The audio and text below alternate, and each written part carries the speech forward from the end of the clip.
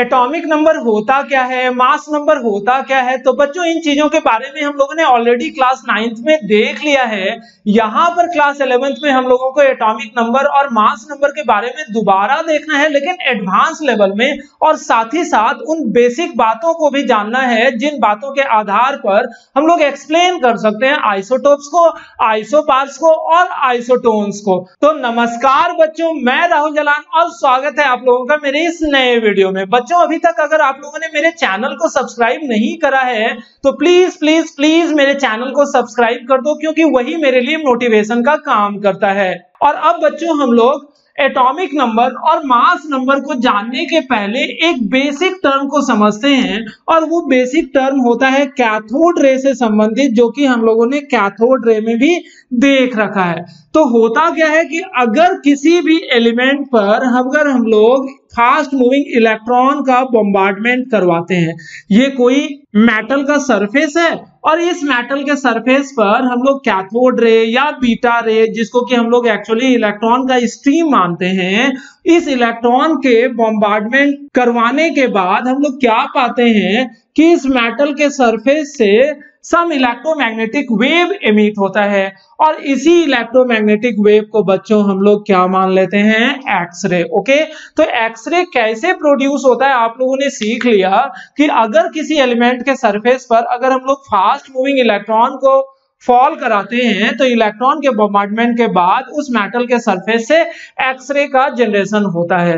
लेकिन यहां पर आप लोग जानो कि अगर हम लोग यहां पर मेटल के सरफेस को बदलेंगे, यानी कि अगर हम लोग यहां पर बेरिलियम ले लें, कभी हम लोग आयरन ले लें, कभी हम लोग सोडियम ले लें, यानी कि अलग अलग एलिमेंट के साथ अगर हम लोग इस एक्सपेरिमेंट को दोहराएंगे तो हर जगह एक्सरे तो प्रोड्यूस होगा, लेकिन उस एक्सरे का वेवलेंथ अलग अलग होगा, उस एक्सरे का फ्रीक्वेंसी अलग अलग होगा, जो कि डिपेंड करता है इस एलिमेंट के एटॉमिक नंबर पर, यानी कि जिसे हम लोग जेड से रिप्रेजेंट करते हैं। और इस एक्सपेरिमेंट को करा था मोस्ले नाम के किसी साइंटिस्ट ने, और इसी आधार पर हम लोगों ने बोल दिया कि एटॉमिक नंबर का डिस्कवरी जो है वो किसने करा था, बोल लो बच्चों, मोस्ले ने। ओके, तो मोस्ले नाम का जो भी साइंटिस्ट था, उस साइंटिस्ट ने जब अलग अलग एलिमेंट के सरफेस पर इलेक्ट्रॉन का बॉम्बार्डमेंट कराया तो पाया कि यहां पर जो वेवलेंथ या फ्रीक्वेंसी ऑफ एक्सरे जो एमिट होता है, इस फ्रीक्वेंसी और उस पर्टिकुलर एलिमेंट के एटॉमिक नंबर में सम डेफिनेट रिलेशनशिप होता है। और उस रिलेशनशिप को एस्टैब्लिश करने के बाद यहां पर एक इक्वेशन बना, और वो इक्वेशन था root nu is equals to a into Z minus B. Okay student, तो इस बात को समझना, यहां पर क्या है कि न्यू जो है इस एक्सरे की फ्रीक्वेंसी है, तो स्क्वायर रूट ऑफ फ्रीक्वेंसी जो होता है वो a into Z minus B के बराबर होता है। तो यहां पर सवाल आता है कि ये a क्या है, b क्या है, z क्या है। तो इन चीजों को एक एक करके मैं यहां पर लिख देता हूं। सबसे पहले न्यू क्या है बताओ, फ्रीक्वेंसी ऑफ एक्सरे। ओके, और यहां पर z क्या है, this is atomic number of element, कि जिस एलिमेंट के सरफेस पर इलेक्ट्रॉन के बॉम्बार्डमेंट के बाद एक्सरे हम लोग प्रोड्यूस कर रहे हैं, उस एलिमेंट का ये एटॉमिक नंबर है। और a और b क्या है, this is some fixed constants, जिसे हम लोग मोस्लेस कांस्टेंट भी बोल देते हैं।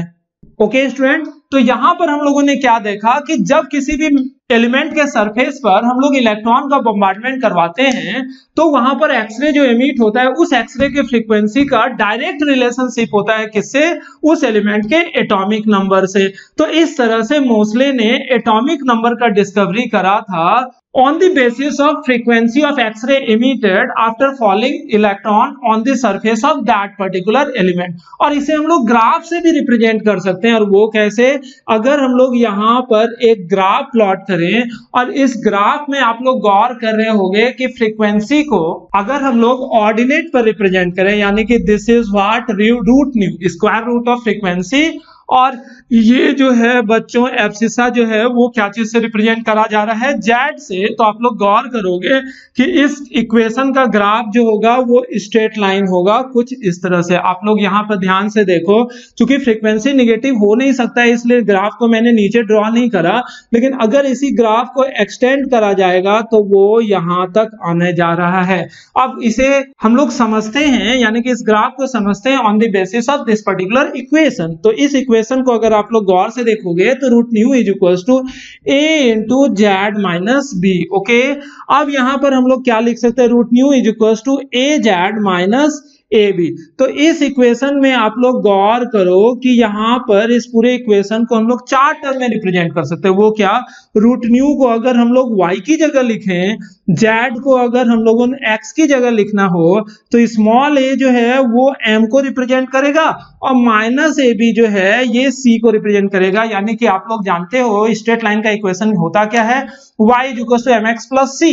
तो यहाँ पर y की जगह हम लोगों ने क्या लिख रखा है, रूट न्यू। x की जगह हम लोगों ने क्या लिख रखा है बच्चों, कैपिटल जेड। ए की जगह हम लोगों ने क्या लिख रखा है, स्मॉल एम, यानी कि small M is slope. Slope क्या होता है, कोई भी स्ट्रेट लाइन है तो इस स्ट्रेट लाइन का जो एंगल बनता है फ्रॉम पॉजिटिव एक्स एक्सिस जो कि थीटा से रिप्रेजेंट करते हैं, तो ये tan थीटा ही एक्चुअली स्लोप होता है। तो वो tan थीटा किसके बराबर होगा बच्चों, m के बराबर। और m किसके बराबर है, a के बराबर। तो यहां पर से tan थीटा किसके बराबर हो जाएगा, स्मॉल a। यानी कि जब हम लोग frequency, square root of frequency और एटॉमिक नंबर के बीच ग्राफ प्लॉट करेंगे तो उस ग्राफ में जो स्ट्रेट लाइन हम लोगों को मिलेगा उस स्ट्रेट लाइन का स्लोप यानी कि एंगल निकाल लेंगे पॉजिटिव डायरेक्शन से, तो वो एंगल से हम लोग निकाल सकते हैं a का वैल्यू। अब b का वैल्यू हम लोग कैसे निकालते हैं, तो ये c है, c is what, intercept upon y axis. तो यहाँ इंटरसेप्ट c जो है यही ना कट पॉइंट है y एक्सिस का कट, और ये किसके बराबर है बच्चों, माइनस ऑफ ए बी के बराबर। इस तरह से यहाँ पर a का वैल्यू अगर आप लोगों को मिल जाए तो माइनस ए बी का वैल्यू यहाँ से हम लोग इस ग्राफ से निकाल लेंगे और a का वैल्यू पुट कर देंगे तो b का वैल्यू बच्चों निकलेगा कि नहीं निकलेगा। इस तरह से हम लोग a और b का वैल्यू भी निकाल सकते हैं इस ग्राफ से। लेकिन इन चीजों का जरूरत जो है सिर्फ एडवांस लेवल के क्वेश्चन में मौजूद होता है या हम लोगों को महसूस होता है, लेकिन हम लोगों को मेनली पढ़ना किस चीज के बारे में है, एटॉमिक नंबर और मास नंबर। तो एटॉमिक नंबर और मास नंबर के बेसिक डेफिनेशन पर अब हम लोग आ जाते हैं। अब बच्चों हम लोग आते हैं एटॉमिक नंबर पर। एटॉमिक नंबर होता क्या है, तो number of unit positive charge on the nucleus of any atom of different element is called atomic number. सबसे पहले तो जानो कि एटॉमिक नंबर को हम लोग जेड से रिप्रेजेंट करते हैं, और एटॉमिक नंबर होता क्या है, किसी भी एटम के न्यूक्लियस में जितना यूनिट पॉजिटिव चार्ज होगा उसी यूनिट पॉजिटिव चार्ज को हम लोग क्या नाम दे देंगे, एटॉमिक नंबर। तो सीधी सी बात है कि यूनिट पॉजिटिव चार्ज जो किसी भी एटम के न्यूक्लियस में होता है वो किसके वजह से, वो नंबर ऑफ प्रोटॉन्स के वजह से होता है। तो एटॉमिक नंबर जो है वो सिंपली किसके बराबर हो जाएगा, नंबर ऑफ प्रोटॉन के बराबर। लेकिन अगर किसी हम न्यूट्रल एटम की बात करें तो न्यूट्रल एटम में number of proton number of electron के बराबर होता है, इस वजह से हम लोग atomic number number of electron के बराबर भी मान सकते हैं। तो ये चीज आप लोगों को क्लियर करना अपने दिमाग में जरूरी है कि एटॉमिक नंबर दरअसल इलेक्ट्रॉन के संख्या के बराबर कभी नहीं हो सकता है। एटॉमिक नंबर हमेशा प्रोटॉन के संख्या के बराबर होता है। इसी वजह से नंबर ऑफ प्रोटॉन्स या फिर atomic number of any element is called identity of that particular element. यानी कि एटॉमिक नंबर किसी भी एलिमेंट का पहचान है जो कि कभी नहीं बदल सकता है। यानी कि किसी भी पर्टिकुलर एटम की अगर हम लोग बात करें, जैसे कॉपर का एटम है तो कॉपर के न्यूक्लियस में 29 प्रोटॉन्स मौजूद होंगे। तो एटम अगर न्यूट्रल है कॉपर का तो उसके चारों तरफ 29 इलेक्ट्रॉन्स भी होंगे। तो उस परिस्थिति में यानी कि न्यूट्रल एटम के परिस्थिति में हम लोग atomic number number of electrons के बराबर बोल सकते हैं। लेकिन आप लोग जानते हो कि कॉपर एटम अगर क्या चीज में कन्वर्ट हो जाए, कॉपर अगर Cu2+ में कन्वर्ट हो जाए तो बताओ, तो वहां से 2 इलेक्ट्रॉन निकल गया। यहां पर 29 इलेक्ट्रॉन था, लेकिन Cu2+ में बच्चों कितने इलेक्ट्रॉन हो जाएंगे, 27 इलेक्ट्रॉन। लेकिन प्रोटॉन का संख्या न्यूट्रल कॉपर में भी 29 था और कॉपर आयन में भी कितना हो जाएगा, 29 प्रोटॉन ही होगा। तो इस परिस्थिति को देखते हुए हम लोग बोल सकते हैं कि किसी पर्टिकुलर एलिमेंट में नंबर ऑफ इलेक्ट्रॉन वेरी कर सकता है, लेकिन नंबर ऑफ प्रोटॉन जो होता है वो हमेशा कांस्टेंट होता है और नंबर ऑफ प्रोटॉन को ही हम लोग एटॉमिक नंबर बोल देते हैं। तो आप लोगों से पूछा जाए what is the atomic number of copper, तो आप लोग जवाब दोगे 29, और what is the atomic number of Cu2 plus ion, तो भी उस परिस्थिति में आप लोग एटॉमिक नंबर कितना काउंट करोगे बच्चों, 29। यानी कि एटॉमिक नंबर जो होता है वो किसी न्यूट्रल एटम का हो या फिर उसके रेस्पेक्टिव आयन का हो, वो हमेशा सेम होगा। और ये बात हमेशा याद रखना कि atomic number is the identity of any element and identity of any element can never be changed. अब हम लोग आते हैं बच्चों मास नंबर पर। जैसा कि बच्चों नाम से ही पता चल रहा है मास नंबर यानी कि मास से संबंधित। तो आप लोग बताओ कोई भी एटम में 3 फंडामेंटल पार्टिकल होते हैं, इलेक्ट्रॉन, प्रोटॉन और neutron, and mass of that particular atom of any element mainly depends upon number of protons and neutrons present in the nucleus of that particular atom. यानी कि electron के वजह से मास में कोई खास अंतर नहीं होता है। कोई भी एटम का मास जो होता है मुख्य रूप से न्यूक्लियस में मौजूद प्रोटॉन्स और न्यूट्रॉन के वजह से होता है। तो कुछ नहीं, किसी भी एटम में total number of neutron and proton is called mass number of that particular element. Neutron and protons are collectively called nucleons. तो आप लोगों से पूछा जाए व्हाट इज न्यूक्लियॉन, तो आप लोग जवाब दोगे all those fundamental particle of atom that is present in the nucleus of any atom is called nucleon. तो न्यूक्लियस ऑफ द एटम में रहता क्या क्या है बताओ, सिर्फ न्यूट्रॉन और सिर्फ प्रोटॉन। तो neutron and protons are collectively called nucleons. तो इलेक्ट्रॉन जो है वो न्यूक्लियॉन्स में काउंट होगा या नहीं होगा बच्चों, बिल्कुल नहीं होगा। तो मास नंबर जिसे हम लोग कैपिटल ए से दर्शाते हैं वो सीधा होता है number of nucleons present in the nucleus of any atom. तो न्यूक्लियस ऑफ एनी एटम में क्या रहता है, न्यूट्रॉन और प्लस प्रोटॉन। तो न्यूट्रॉन एंड प्रोटॉन के सम को सिंपली हम लोग क्या नाम देते हैं बच्चों, मास नंबर। अगर किसी न्यूट्रल एटम की बात करें तो न्यूट्रल एटम में होता क्या है बच्चों, आप लोगों को पता है प्रोटॉन और इलेक्ट्रॉन का संख्या बराबर की अलग अलग बराबर।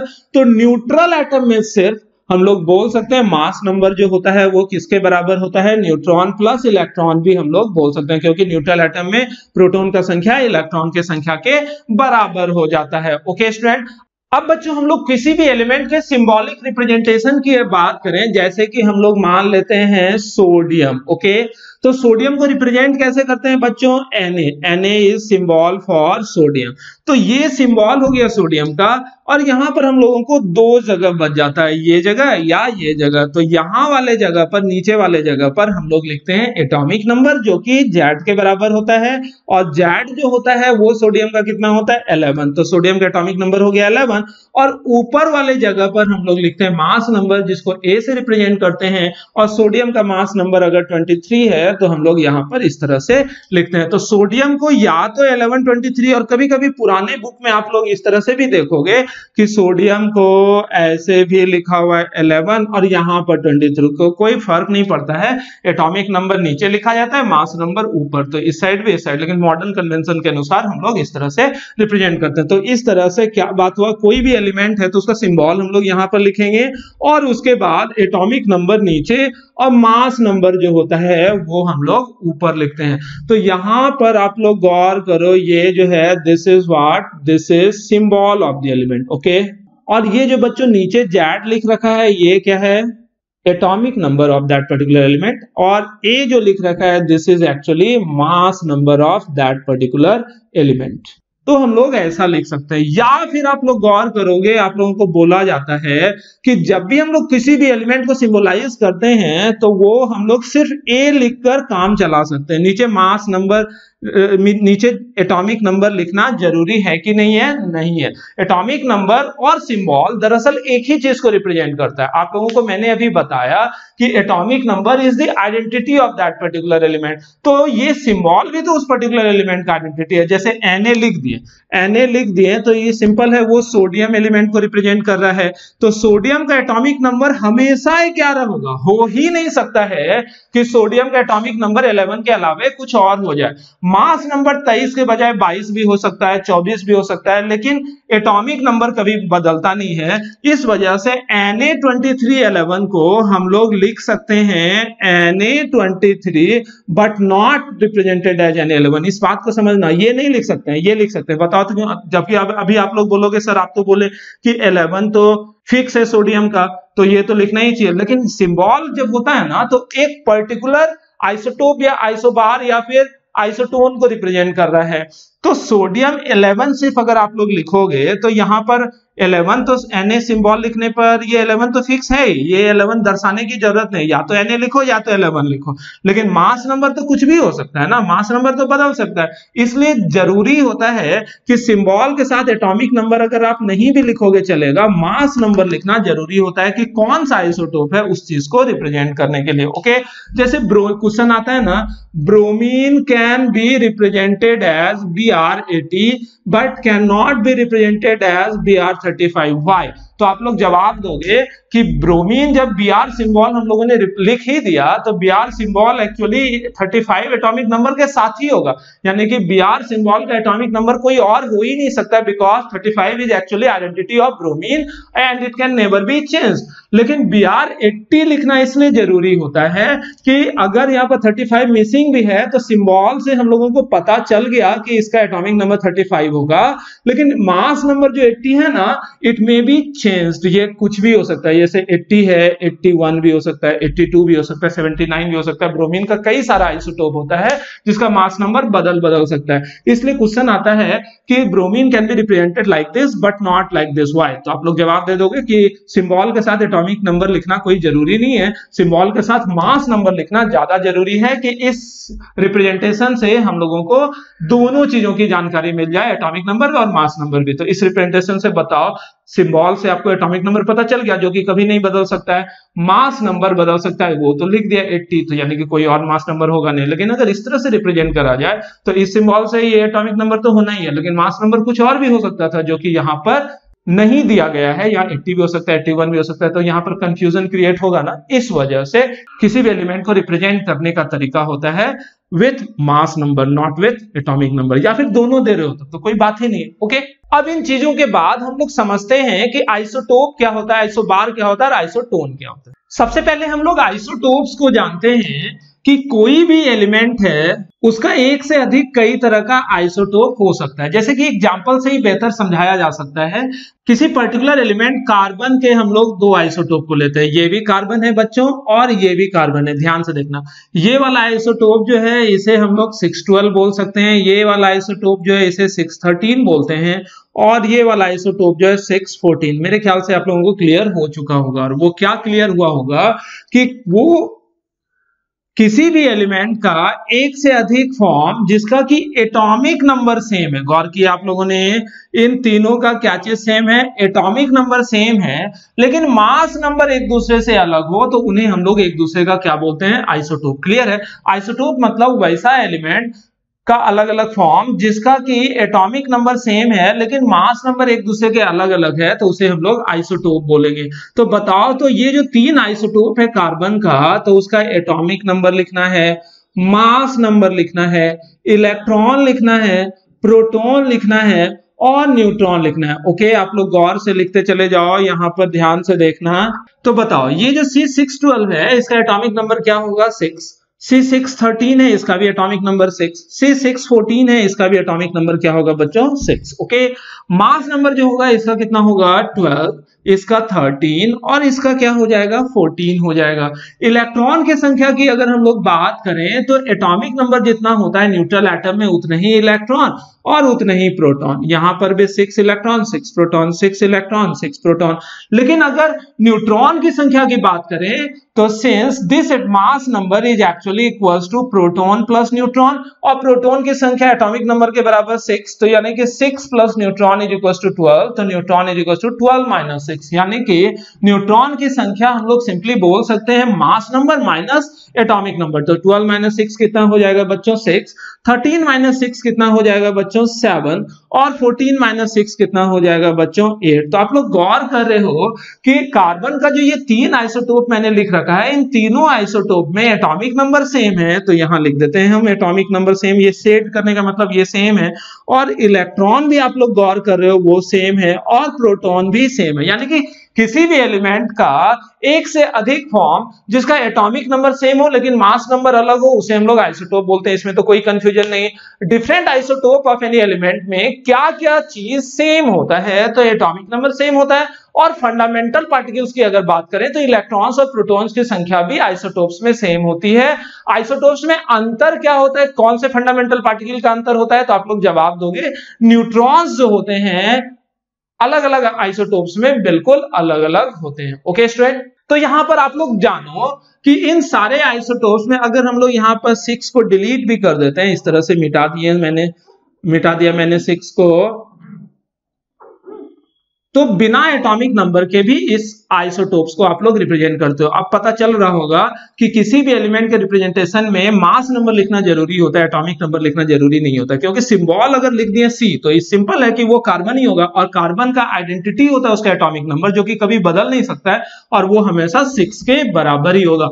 मास number of an element can always या कैन बी चेंज्ड, और can be changed with which kind of fundamental particle, तो आप लोग जवाब दोगे न्यूट्रॉन के साथ। मतलब न्यूट्रॉन जो होते हैं अलग अलग आइसोटोप्स में बिल्कुल अलग अलग होते हैं। ओके, तो एक चीज यहां पर आप लोग और जान लो कि आइसोटोप्स का एटॉमिक नंबर चूंकि सेम है और सेम एटॉमिक नंबर के साथ कोई एक ही सिंबल हो सकता है, यानी कि कोई भी एलिमेंट का अगर एक से अधिक आइसोटोप है तो उन सबों का सिंबल हमेशा सेम होगा, यानी कि दो अलग अलग एलिमेंट आइसोटोपिक फॉर्म में नहीं हो सकते। आइसोटोप किसी पर्टिकुलर एलिमेंट का होता है। अब थोड़ा सा पीरियोडिक टेबल की बात कर लेते हैं कि मेंडलीव्स पीरियोडिक टेबल में जितने भी आइसोटोप होते थे किसी पर्टिकुलर एलिमेंट के, उसे अलग अलग जगह रखा जाता था। क्यों? क्योंकि Mendeleev's periodic table is based upon atomic mass number. तो mass number, since mass number of different isotope of any element is different, that's why different isotope of any element is placed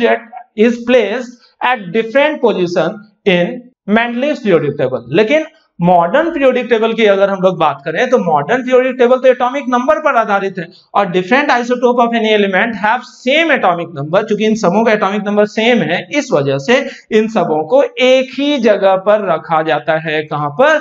Mendeleev's modern periodic table में। Okay, तो जवाब दोगे isotopes are placed at different position in Mendeleev's periodic table, but in modern periodic table all the isotopes of any particular element are placed at the same position. Okay student, अब हम लोग जाते हैं isobars पर। Isobars को भी example से ही देख लेते हैं हम लोग। जैसे कि ये दो एग्जांपल मैंने यहां लिख रखा है, C614 और M714। आप लोगों ने देखा ये दो एलिमेंट जो भी है ये दोनों एक दूसरे का आइसोबार है। तो आप लोग गौर से देखो कि इन दोनों में सिमिलरिटी और डिसिमिलरिटी क्या है। तो गौर से देखने पर पता चल रहा है इन दोनों का मास नंबर अलग अलग है कि सेम है, सेम, लेकिन एटॉमिक नंबर जो है वो डिफरेंट है। तो वो सारा एलिमेंट जिसके मास नंबर सेम हो लेकिन एटॉमिक नंबर डिफरेंट हो, तो उन सबों को हम लोग क्या नाम देंगे? आइसोबार।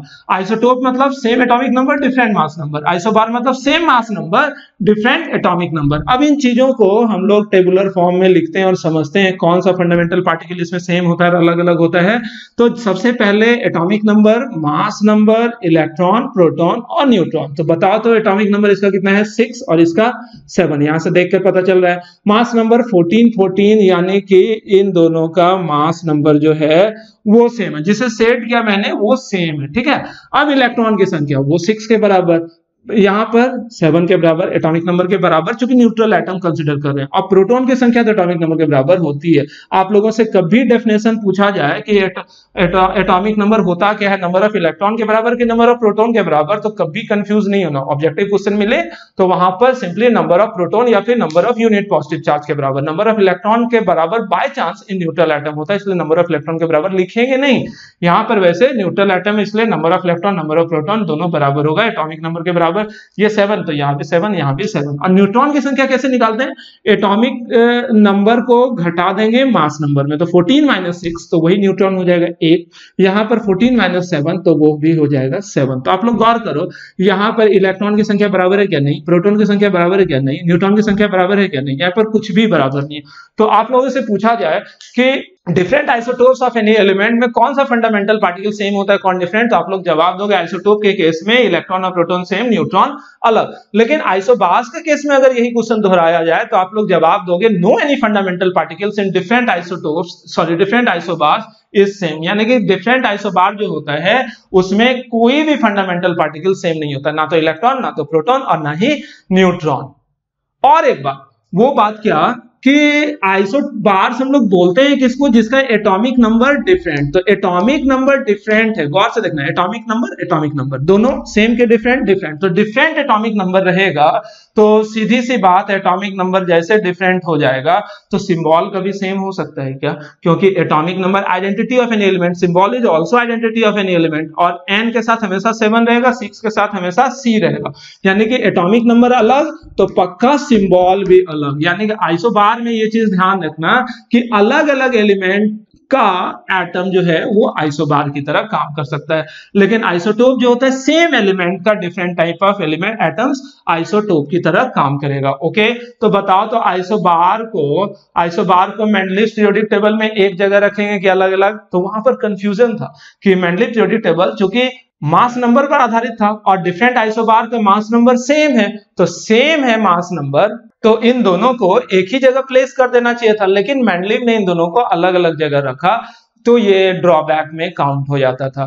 लेकिन मॉडर्न पीरियोडिक टेबल में कोई कंफ्यूजन नहीं है, क्योंकि एटॉमिक नंबर डिफरेंट है, that's why this two elements should be placed at different position in modern periodic table. Okay, अब एक चीज अगर आप लोगों से पूछा जाए कि फिजिकल और केमिकल प्रॉपर्टी डिफरेंट आइसोबार का सेम के डिफरेंट, तो आप लोग एक छोटा सा बात ध्यान में रखना कि most of the physical and chemical properties of any element mostly depends upon their electronic configuration, and electronic configuration is related with atomic number of that particular element. यानी कि हम लोग सीधे बोल सकते हैं कि किसी भी एलिमेंट का ज्यादातर फिजिकल और केमिकल प्रॉपर्टी उसके एटॉमिक नंबर पर निर्भर करता है, और चूंकि आइसोटोप्स का एटॉमिक नंबर सेम है, इस वजह से different isotope of any element have almost same physical and chemical property. Okay, लेकिन आइसोबार्स का एटॉमिक नंबर चूंकि अलग अलग होता है, that's why different isobars of any element have always different physical and chemical properties. Okay student, अब हम लोग आइसोटोन्स को देखते हैं।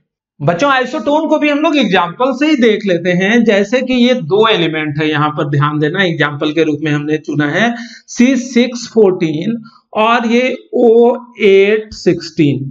अभी तो कुछ भी नहीं पता चल रहा है, जैसे आइसोटोप में क्या था, एटॉमिक नंबर सेम, यहाँ एटॉमिक नंबर डिफरेंट है, आइसोबार में क्या था, मास नंबर सेम, यहाँ मास नंबर भी डिफरेंट है, तो सेम क्या है, तो यहां पर निकालते हैं फिर देखते हैं। ओके, तो आप लोग देखो इसमें एटॉमिक नंबर कितना होगा, 6, 8। ओके, मास नंबर कितना होगा, 14, 16, इलेक्ट्रॉन, प्रोटॉन, न्यूट्रॉन। ठीक है, निकालो, इलेक्ट्रॉन की संख्या 6 के बराबर, प्रोटॉन की संख्या भी 6 के बराबर, यहां पर इलेक्ट्रॉन की संख्या 8 के बराबर, यहां पर प्रोटॉन की संख्या भी 8 के बराबर। न्यूट्रॉन कैसे निकालते हैं, mass number minus atomic number, 14 minus 6 is equals to what, 8, और यहां पर देखो 16 माइनस 8 इज इक्वल्स टू 8। तो क्या सेम है, ये एटॉमिक नंबर सेम है, नहीं, मास नंबर सेम है, नहीं, इलेक्ट्रॉन सेम है, नहीं, प्रोटॉन सेम है, नहीं, सेम है न्यूट्रॉन। तो वो सारा एलिमेंट जिसमें नंबर ऑफ न्यूट्रॉन सेम आ जाए तो सिंपली उसे आइसोटोन बोलेंगे, बहुत बड़ी बात है नहीं। आइसोटोन हम लोग किसको बोलते हैं बच्चों, वो सारा एलिमेंट जिसमें न्यूट्रॉन की संख्या एक दूसरे के बराबर हो, उसे हम लोग सिंपली क्या नाम दे देंगे, न्यूट्रॉन। ओके, अब कुछ एग्जांपल हम लोग देख लेते हैं कैसे इलेक्ट्रॉन, प्रोटॉन और न्यूट्रॉन की संख्या हम लोग निकालते हैं गिवन क्वेश्चन में। ओके, तो सबसे पहले ये क्वेश्चन आप लोगों को दिया हुआ है Fe26 56। ओके, ये कोई एलिमेंट है, उसका सिंबॉलिक रिप्रेजेंटेशन यहां पर दिया हुआ है। तो यहां पर आप लोगों से पूछा जाए इलेक्ट्रॉन कितने, प्रोटॉन कितने, न्यूट्रॉन कितने, तो आप लोग तेजी से निकाल सकते हो। वो कितना, इलेक्ट्रॉन 26 के बराबर, प्रोटॉन भी 26 के बराबर, न्यूट्रॉन कितना, 56 माइनस 26 इज इक्वल टू 30। मैंने अभी सिखाया कि ये जो 56 होता है that is actually protons plus neutron. अब प्रोटॉन की संख्या 26 के बराबर, तो न्यूट्रॉन की संख्या क्या हो जाएगी, 56 माइनस 26। इस तरह से हम लोग सीधे निकाल लेते हैं। ऑक्सीजन है तो आप लोग तेजी से बताओ कि ऑक्सीजन 8 है और यहाँ 16 है। जल्दी से जवाब दो, कितने इलेक्ट्रॉन, कितने प्रोटॉन और कितने न्यूट्रॉन। तो यहाँ पर इलेक्ट्रॉन की संख्या 8, प्रोटॉन की संख्या भी 8 और न्यूट्रॉन 16 - 8 = 8। ठीक है, हाइड्रोजन के लिए यही काम करते हैं। तो हाइड्रोजन में बताओ तो कितने इलेक्ट्रॉन होंगे, कितने प्रोटॉन और कितने न्यूट्रॉन। तो हाइड्रोजन में चूंकि एटॉमिक नंबर भी 1, मास नंबर भी 1, तो देख लो इलेक्ट्रॉन हो जाएगा 1, प्रोटॉन भी 1 के बराबर, और न्यूट्रॉन कितना होता है, मास number minus atomic number, 1 - 1 = 0। Okay, तो ये जो है इकलौता ऐसा एलिमेंट है जिसमें न्यूट्रॉन नहीं होता है। ये आप लोगों को ऐसे भी याद रखना चाहिए। ठीक है, कि hydrogen is the element that does not consist any neutron in it. लेकिन हाइड्रोजन का और सारा आइसोटोप जो है, जैसे ड्यूटेरियम, ट्रिटियम, जैसे ड्यूटेरियम का आप लोग निकालना, इसमें एक इलेक्ट्रॉन होगा, एक प्रोटॉन होगा और एक न्यूट्रॉन होगा। इसी तरह ट्रिटियम की अगर हम लोग बात करें, ये आइसोटोप है हाइड्रोजन का, तो ट्रिटियम में एक इलेक्ट्रॉन, एक प्रोटॉन और 3 - 1 यानी कि 2 न्यूट्रॉन होंगे। यानी कि न्यूट्रॉन होते हैं हाइड्रोजन में, लेकिन हाइड्रोजन के अलग अलग आइसोटोप में। इस वाले सिंबॉलिक रिप्रेजेंटेशन के साथ जो हाइड्रोजन होता है, इसे हम लोग प्रोटियम बोलते हैं। और इन चीजों को डिक्टेटिव मैनर में हम लोगों को पढ़ना है हाइड्रोजन चैप्टर में, जो कि इनऑर्गेनिक का पहला चैप्टर होगा। अब एक आध एग्जांपल हम लोग देखते हैं जिसमें कि सबको मिलाकर दिया हुआ है। FeSO4 ऐसा कोई कंपाउंड दे देगा और पूछेगा आप लोगों से कि बताओ तो इसमें कितने इलेक्ट्रॉन, कितने प्रोटॉन और कितने न्यूट्रॉन।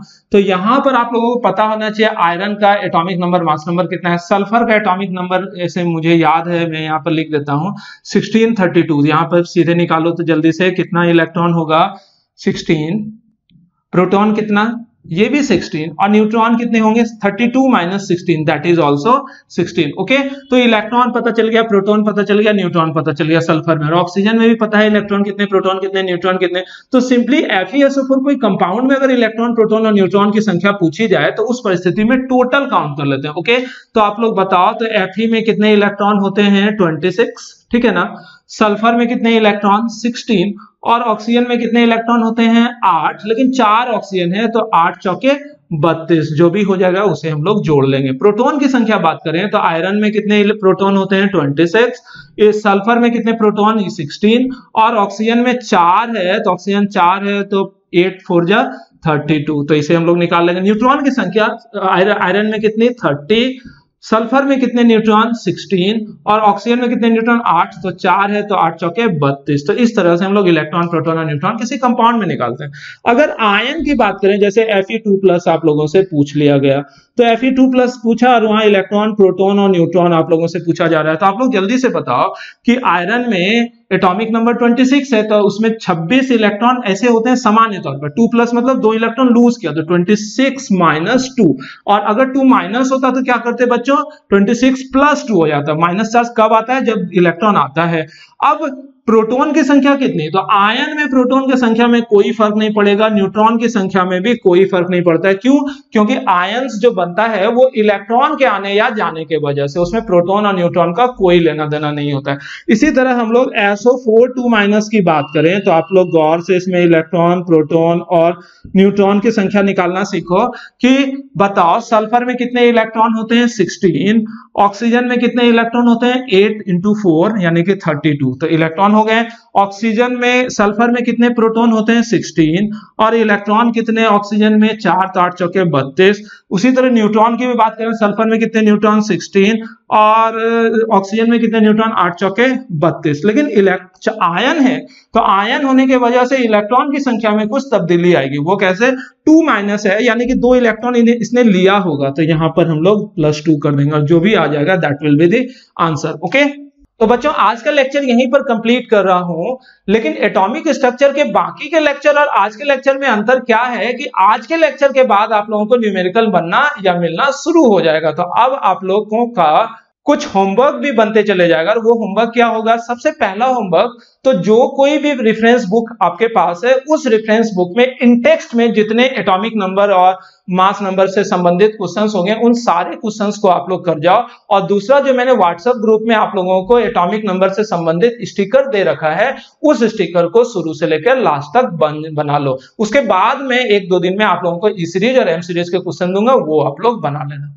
ओके स्टूडेंट, एक लास्ट टिप, और वो लास्ट टिप ये है कि मास नंबर जो होता है वो हमेशा इंटीजर होता है, लेकिन एटॉमिक मास में भी फ्रैक्शनल हुआ है। इस क्वेश्चन का जवाब आप लोग सोच के रखना, अगले लेक्चर में हम लोग देखेंगे। Okay students.